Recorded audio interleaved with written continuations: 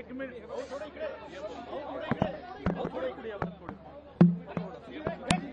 Role मुख्यमंत्री जी, ATS के एक पूर्व इंस्पेक्टर ने ऐसा कहा है कि गलत तरीके से मोहन भागवत को अरेस्ट करने का उसे आदेश दिया गया था। देखिए, ये जो 2008 का षड्यंत्र है, ये सभी के सामने अब खुल चुका है। और उस समय की जो सरकार है, इस सरकार ने वोट की राजनीति के लिए हिंदू टेरर और भगवा आतंकवाद ये शब्द तैयार किए थे। आपको वो समय पता होगा कि जिस समय पूरी दुनिया में बहुत बड़े पैमाने पर आतंकवादी घटनाएं हो रही थी और एक प्रकार से इस्लामिक आतंकवाद ये दुनिया में चर्चा का विषय था। और उसके चलते हमको जो वोट देने वाले लोग हैं, इनमें गुस्सा निर्माण न हो या उनको ये लगे कि हम बैलेंस करते हैं, इसलिए ये हिंदू आतंकवाद की पूरी थियरी तैयार की गई, लोगों को अरेस्ट किया गया और हिंदुत्ववादी और राष्ट्रीय स्वयंसेवक संघ के अधिकारी पदाधिकारी, इनको टारगेट करने का ये षड्यंत्र था। लेकिन बहुत जद्दोजहद करने के बावजूद उनके खिलाफ कोई भी पुख्ता सबूत नहीं मिल पाया। और कई अधिकारी ऐसे थे कि जिन अधिकारियों ने बहुत प्रेशर आने के बावजूद ये स्पष्ट रूप से कहा कि हम इतना गैर कानूनी काम नहीं कर सकते, ऐसा कोई सबूत दूर दूर तक इनके खिलाफ नहीं है। तो मुझे ये लगता है कि अब परत दर परत ये जो षड्यंत्र है ये बाहर निकल रहा है। और किस प्रकार के सूडो सेक्युलर, क्योंकि उस समय इस्लामिक आतंकवाद था, वो आज भी है, पर ऐसा किसी ने नहीं कहा था कि सारे मुस्लिम आतंकवादी है, किंतु बावजूद उसके तमाम हिंदुओं को आतंकवादी ठहराने का प्रयास ये कांग्रेस के माध्यम से उस समय किया गया था। और उसी की कड़ी है, अब धीरे धीरे लोग बोलना शुरू करेंगे और कई गंभीर चीजें बाहर आएगी।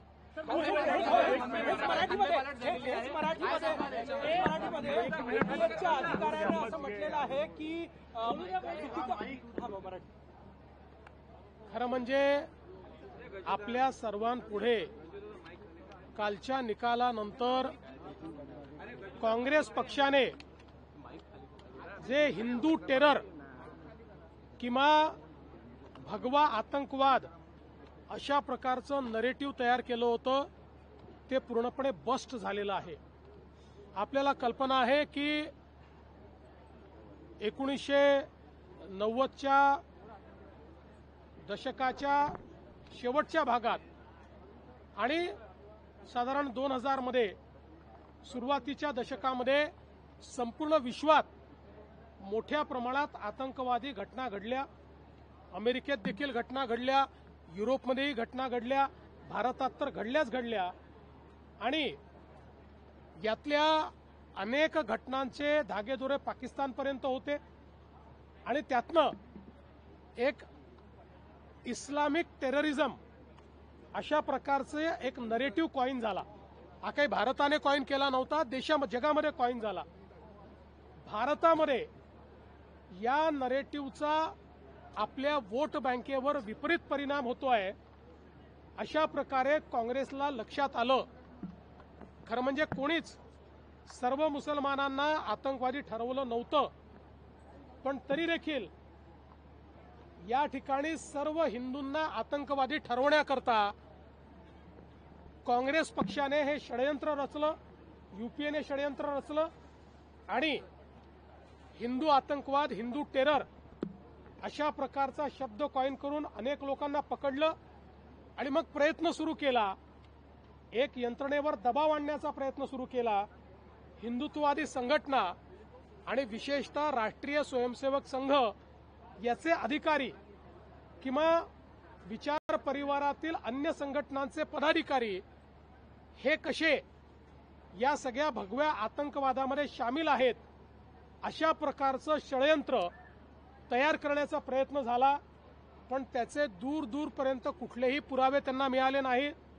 पुराव्याअभावी ही कारवाई करा अशा प्रकारचा दबावही त्यावेळी पोलीस यंत्रणेवर होता, पण पोलीस यंत्रणेतले अनेक प्रमुख अधिकारी हे त्या दबावाला बळी पडले नाहीत आणि म्हणून मला असं वाटतं की पुढची कारवाई होऊ शकली नाही. अन्यथा हे खूप डीप रूटेड, खोल रुतलेलं अशा प्रकारचं षडयंत्र होतं.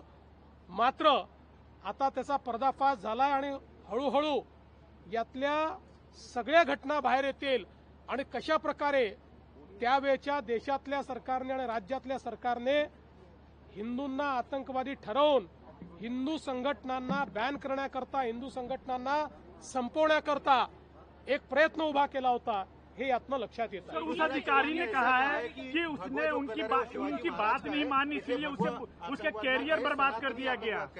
पृथ्वीराज चौहान ने ऐसा कहा है कि भगवा जो कलर है वो शिवाजी महाराज का है, तो भगवा आतंकवाद न कहते हुए सनातनी आतंकवाद का है. पहले तो पृथ्वीराज चौहान ये अपने साथियों को बताए, क्योंकि वो जिस सरकार में थे, मनमोहन सिंह जी की सरकार में, जिसमें प्रधानमंत्री कार्यालय का कार्यभार वो संभालते थे, उसी सरकार ने इसको भगवा आतंकवाद करार दिया. तब याद नहीं आया ये छत्रपति शिवाजी महाराज का भगवा है. तब ये भगवा आतंकवाद, हिंदू आतंकवाद बोल रहे थे. और चाहे वो भगवा हो, चाहे वो हिंदू हो, चाहे सनातनी हो, इनमें भेद नहीं है, ये सब एक है. और ये सारे के सारे राष्ट्रप्रेमी, राष्ट्रवादी और राष्ट्रीय विचारों से प्रेरित है. सर, उस अधिकारी ने कहा कृषी मंत्री नवीन कोकाटे यांना क्रीडा खातं मिळालेलं आहे, काय सांगाल? असं आहे की जी काही घटना घडली त्या घटनेनंतर एक मोठा रोष होता. त्या संदर्भात सन्माननीय अजितदादा पवार आणि आमचे दुसरे उपमुख्यमंत्री एकनाथराव शिंदे आम्ही सगळ्यांनी चर्चा केली आणि चर्चेअंती हा निर्णय घेतलेला आहे. आणि म्हणून त्यांचं खातं हे बदललेलं आहे, त्यांना दुसरं खातं दिलं आहे आणि कृषी खातं हे मामा भरणेंना देण्यात आले. अजून असा बदल होऊ शकतो का? कारण शिंदे गटातल्या दबावावर देखील नाराजी आहे. आता तरी दुसरा कुठलाही बदल या ठिकाणी होईल अशी चर्चा नाही.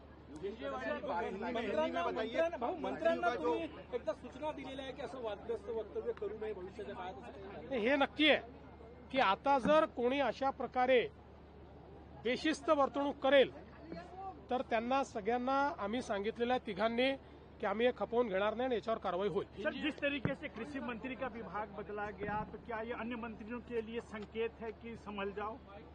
ये सभी के लिए संकेत है कि हम लोग जनता की सेवा करने के लिए आए हैं और जनता की सेवा करते समय हम क्या बोलते हैं, हम क्या करते हैं, हमारा बर्ताव कैसा है, ये सारी चीजें जनता देखती है, इसलिए उसके ऊपर अंकुश होना ही चाहिए. प्रधानमंत्री जी ने धनंजय मुंडे यांनी 2 वेळा तुमची भेट घेतलेली आहे. त्यांची इच्छा आहे का परत मंत्रिमंडळात येण्याची आणि काय प्रयत्न सुरू आहे? तुमची माहिती अर्धवट आहे. त्यांनी 3 वेळा माझी भेट घेतलेली आहे आणि वेगवेगळ्या कारणाने भेट घेतलेली आहे. कुठल्याही भेटीमध्ये मंत्रिमंडळाबद्दल चर्चा झालेली नाही. मंत्रिमंडळाची चर्चा ही धनंजय मुंडेंच्या स्तरावर होत नाही. मंत्रिमंडळाची चर्चा मी, अजितदादा आणि एकनाथराव शिंदे करतो. योगेश कदम यांनी सावलीचा परवाना ऐकला. थँक्यू भाऊ.